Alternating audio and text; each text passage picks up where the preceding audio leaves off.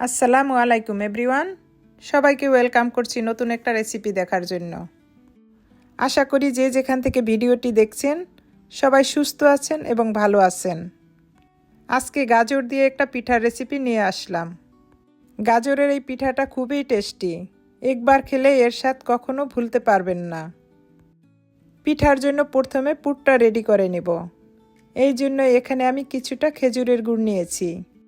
গুড়টা একটু গলে আসলে দিয়ে দিব নারিকেল। এখানে আমি এক বাটি নারিকেল নিয়েছি। এখন গুড় আর নারিকেল একসাথে খুব ভালো করে মিক্স করে নিব।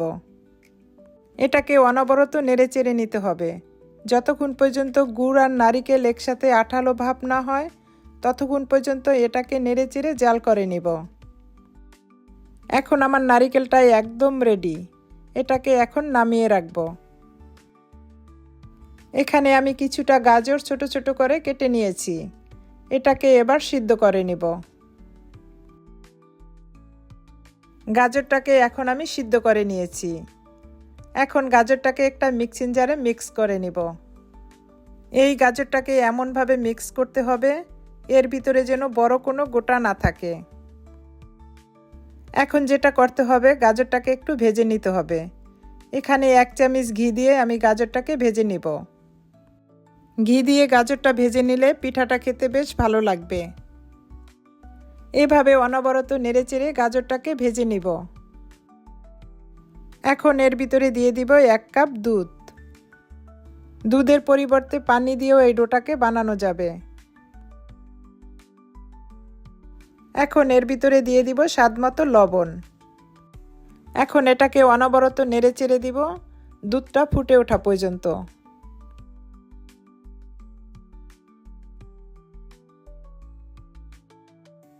দুধটা যখন ফুটে উঠবে তখন এর ভিতরে দিয়ে দিব 1 কাপ চালের গুঁড়া। চালের গুঁড়ার পরিবর্তে আপনারা সুজি দিয়েও এই ডোটা বানিয়ে নিতে পারবেন। চালের গুঁড়াটাকে এভাবে হালকা একটু ছড়িয়ে দিয়ে প্রথম অবস্থায় এটাকে সরা দিয়ে ঢেকে রাখব। সরা দিয়ে ঢেকে রাখলে চালের গুঁড়াটা খুব সুন্দর সিদ্ধ হয়ে যাবে। এখন সরাটা উঠিয়ে এটাকে অনবরত নেড়েচেড়ে দিব। এভাবে নাড়তে নাড়তে দেখবেন চালের গুঁড়াটা একটু ঝুরঝুরে হয়ে গিয়েছে। এই পর্যায়ে আমার ডোটা একদম রেডি। এখন আমি হাত দিয়ে একটু দেখিয়ে দিচ্ছি, আমার ডোটা একদম সিদ্ধ হয়ে গিয়েছে। এখন এটাকে নামিয়ে একটা স্প্যাচুলার সাহায্যে এভাবে নেড়েচেড়ে গরম বাতাসটাকে বের করে দিব। এটা গরম অবস্থায় হাত দিয়ে ডলা যাবে না। একটু ঠান্ডা হলে এটাকে হাত দিয়ে খুব ভালো করে ডলে নিতে হবে। এই ডোটা যতটা সফট করে ডলা হবে পিঠাটা ততটাই পারফেক্ট হবে। এভাবে ডলতে ডলতে আমি ডোটাকে সফট করে নিয়েছি। এখন আমি একটা রুটি বেলে নিব। উপরে একটু ময়দা ছিটিয়ে একটা রুটি বেলে নিব। রুটিটা এমন করে বেলবো, বেশি মোটাও না বেশি পাতলাও না। এরকম একটা মিডিয়াম সাইজের রুটি বেলে রুটিটাকে আমি কেটে নিব। আপনাদের পছন্দ মতো ছোট বড় করে কেটে নিতে পারবেন। আমি যেহেতু পিঠাটাকে একটু বড় করে বানাবো সেই জন্য একটু বড় করে কেটে নিয়েছি। একই পদ্ধতিতে আমি সব রুটিগুলো বানিয়ে কেটে নিব।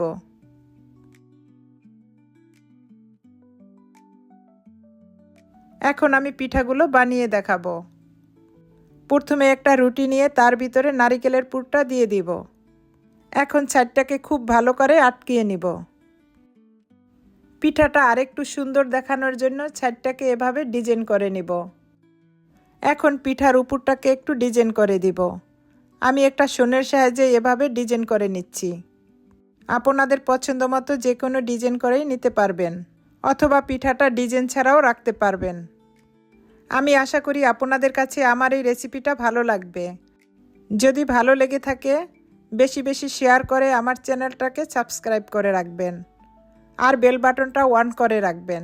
এরকম নিত্য নতুন রেসিপি দেওয়া মাত্র আপনার কাছে পৌঁছে যাবে। একই পদ্ধতিতে আমি সব পিঠাগুলো বানিয়ে নিয়েছি। এখন পিঠাগুলোকে স্টিম করে নিব। এখন একটা স্ট্রেনারে পিঠাগুলো দিয়ে এটাকে স্টিম করে নিব 10 মিনিটের জন্য। এখন এটাকে সরা দিয়ে ঢেকে রাখবো স্টিম হওয়া পর্যন্ত।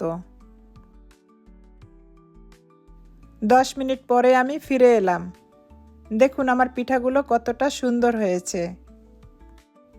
যারা এখনো গাজরের কুলি পিঠা খাননি, এই শীতে একবার হলো গাজরের কুলি পিঠা খেয়ে দেখবেন। শীতের সময় এই পিঠাটা গরম গরম খেতে খুব ভালো লাগে। পুরে ভরা এই পিঠাটা দেখতে যেমন সুন্দর, খেতে তেমনই টেস্টি।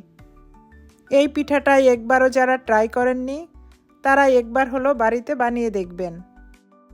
আমি আশা করি আপনাদের কাছে আমার এই গাজরের কুলি পিঠাটা ভালো লাগবে।